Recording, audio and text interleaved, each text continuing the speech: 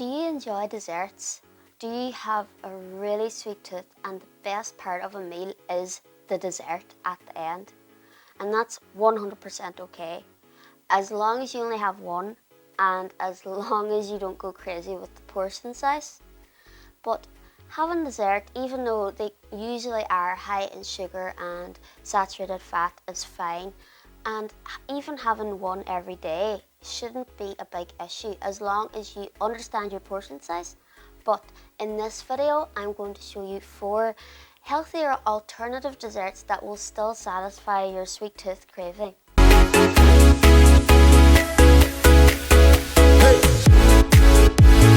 Hi, my name is Sorcha. I'm a nutritionist and healthy lifestyle blogger from Ireland, and on this channel I help make healthy living simple because it doesn't have to be complicated. And like I said, in today's video we're going to look at desserts. And if you'd like some help improving your diet or maybe just improving your relationship with food in general, then I offer one-to-one nutrition services, and also you get a free introductory consultation where we'll talk about what your needs are, what your goals are, and what I can do for you. And you can get these services on my Facebook page, Sorcha's Healthy Living, or www.sorchashealthyliving.com. Both links are in the description box below. Hey everybody, today we're going to make chocolate mousse. And for this chocolate mousse, all you need is dark chocolate, 100 grams dark chocolate. So I'm using 85% cocoa, but 70% and upwards is grand. Then you're going to use what's called aquafaba liquid. It's the liquid that you drain off chickpeas. Now don't throw the chickpeas out afterwards because you can use them for things like salads, soups, curries. They're a great source of protein and a great source of fibre. Then you're going to use 2 tablespoons of maple syrup, 1 teaspoon of vanilla essence. Now this is optional, so if you don't have it, don't worry, and just a pinch of salt. You're also going to need one of these glass Pyrex heat-proof dishes to melt the chocolate in, and a saucepan. And you're going to need a whisker. So now we're going to melt the chocolate. You're just going to break it up into little pieces in the bowl, and you're going to place it on top of some boiling water. You don't want too much boiling water because you don't want the bottom of the bowl to be in the water, because that will boil the chocolate, and boiled chocolate's not nice. So you're just going to mix it and melt it slowly. For the next part, we're going to strain the chickpeas and get the liquid out. Now I'd advise you to have an airtight container to put the chickpeas in then, and you can store them in the fridge. So we're going to open the can of chickpeas. And I'm actually going to pour it into a bowl first because I spill a lot. And we're going to get the liquid. They are the chickpeas, and this is the liquid. And now what we're going to do with the liquid now is we're going to put it into this whisker.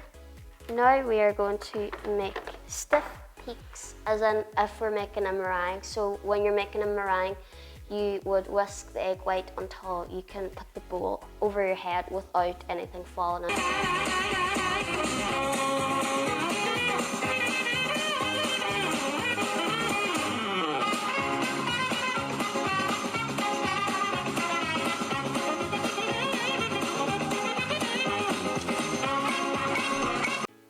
So now that you've spent ages trying to get the aquafaba liquid looking like soft peaks, you should have soft peaks. So you're going to add in your 2 tablespoons of maple syrup. You're going to add in your teaspoon of vanilla essence if you're using it, your pinch of salt, and then you're going to add in your chocolate, which I have already done. So you probably need a spatula to get it out. Also be careful because the bowl is probably still really hot, so I used oven gloves because I'm smart. And then you're going to fold in the chocolate. You don't want to mix it because you spent loads of time getting all the air into the aquafaba liquid. So you want to fold it in and keep that air in, and just keep folding it until all the chocolate and everything is mixed in and it actually looks like a chocolate mousse. Now you can pour your mousse into little individual bowls. So this recipe makes 4 portions. So you're just going to pour it into the bowl and then you're going to put them in the fridge to set for about 15 minutes at least, or you can just leave them overnight. And then you will have chocolate mousse. So this chocolate mousse is great if you are a chocolate lover. It is quite heavy, so you won't really be able to eat that much of it. And about 1 serving would be about 65 grams, and that's 170 calories, which isn't a lot of calories for a chocolate mousse. Then also you could add things like berries, strawberries, raspberries are really nice, blueberries. So you could add fruit to it to increase your intake of fruit, because people don't realize that even if the fruit is as part of a dessert, it still goes towards your 5 a day. So think of it that way. And then it is high in sugar and high in fat, but it's a dessert. It's supposed to be indulgent, and as long as you keep an eye on your portion sizes and enjoy it, most importantly, then it doesn't really matter.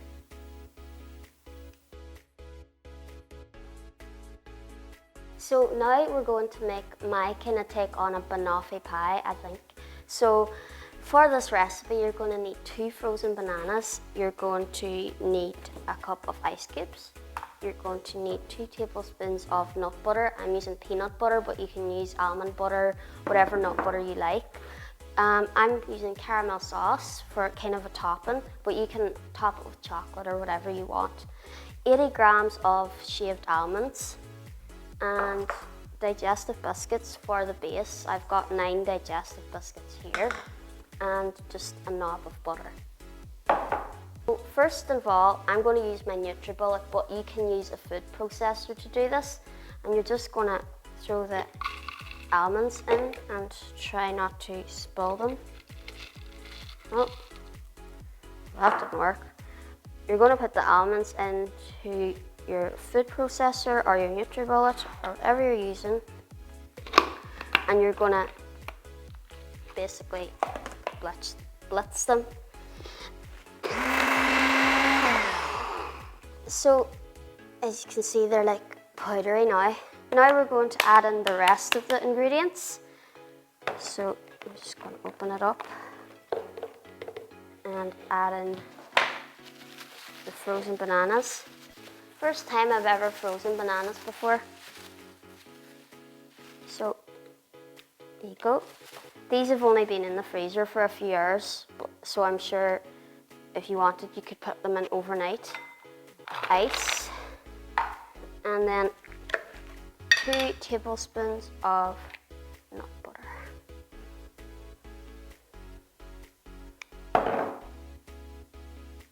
I don't think I used a very good spoon for that. Don't worry, my hands are clean. Oh. That's why I'm not a chef. I don't do well under pressure. That's why I never entered MasterChef. Like, I would have won if I didn't have a mental breakdown, sure. Now, you're gonna stick that back in.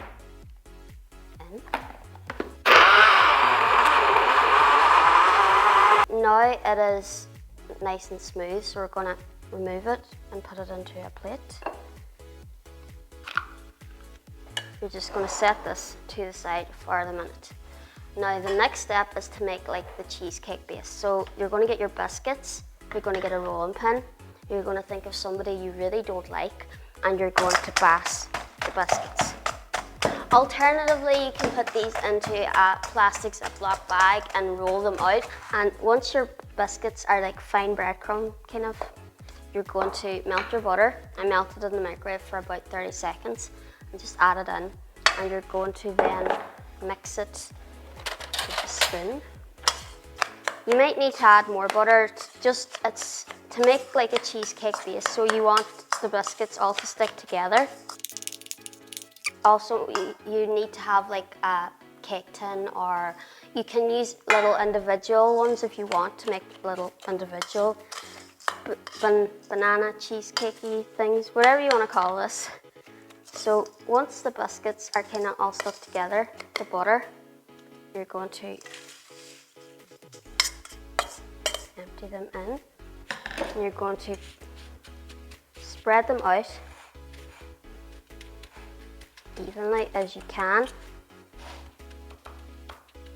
And you work from the center out, so you place them in the center and you work your way out and you push down. Squeeze them all together. And once you've got them all squeezed down like that, to make the base, you're going to throw your topping on, spatula or the back of a spoon, to just evenly spread it out. Now the last part is just spread some caramel sauce over the top and then stick it in the fridge.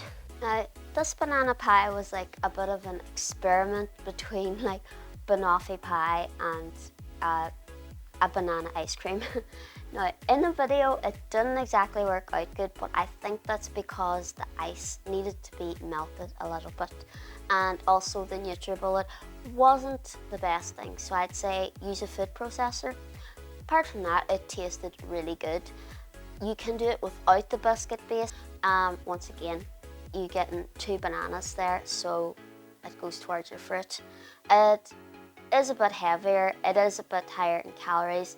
If you're doing it without the biscuit base, half of it would be 228 calories. And then if you add on the biscuit base, obviously it is going to be more because you're adding biscuits and butter. But once again, it's a dessert, it's indulgent. You know exactly what you're putting into it. You're in complete control of your portions as well.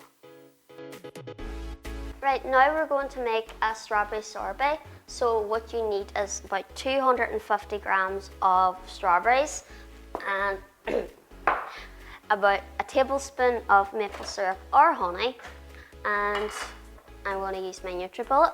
So these strawberries are frozen, by the way, and you're going to just throw them into your NutriBullet and then put in your tablespoon of maple, and now you're going to just stick it in. So now that you've got your sorbet, I'm going to put it into a little plate, and it's kind of exactly like the mango sorbet. It's going to be like an ice cream kind of a situation. Yeah, it tastes exactly like strawberry ice cream. Strawberry sorbet, it's a great way to get fruit into you if you're somebody who isn't really a big fan of eating fruit. It's really refreshing. The little bit of maple syrup in this one does increase the calories a little bit, but not by much. So it's only 96 calories per serving, which isn't a lot. There's no fat in it because it's just, well, there's more sugar in it anyway, but still it's fruit and it tastes good, it's refreshing, and it will satisfy that dessert craving that you have.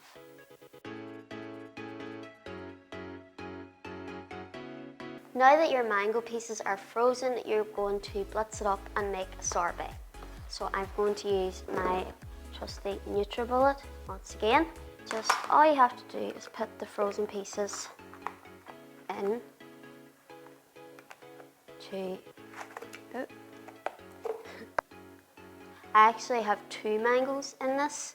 So this is basically a mango. So mango sorbet is really refreshing. It's a great way to end a meal, especially if it's been a very rich meal. Without anything, it is only 139 calories for the whole lot.